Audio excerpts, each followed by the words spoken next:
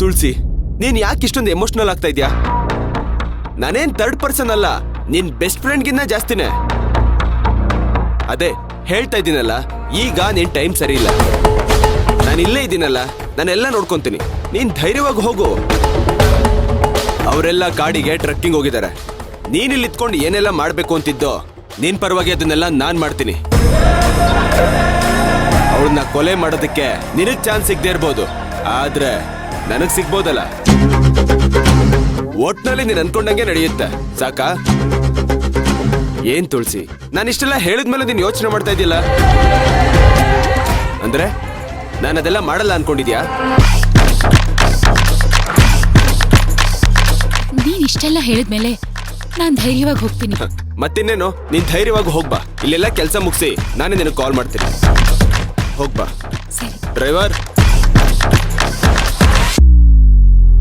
ಹೇಳಿ ಸರ್. ಮೇಡಮ್ನ ಹುಷಾರಾಗಿ ಕರ್ಕೊಂಡೋಗಿ ಡ್ರಾಪ್ ಮಾಡು. Okay sir. Thank you Shiva.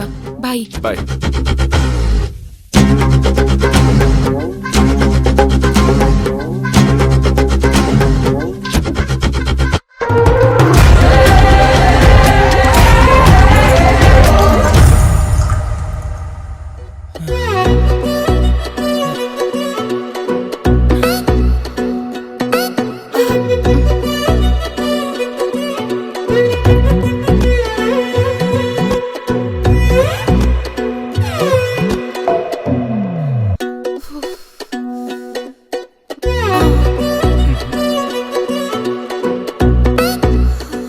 ಅಯ್ಯೋ ದೇವ್ರೆ, ಎಷ್ಟೊತ್ತಾಯ್ತು, ಯಾರು ಈ ಕಡೆ ಬರ್ತಾನೆ ಇಲ್ವಲ್ಲದ್ರು ಅವ್ರೆ.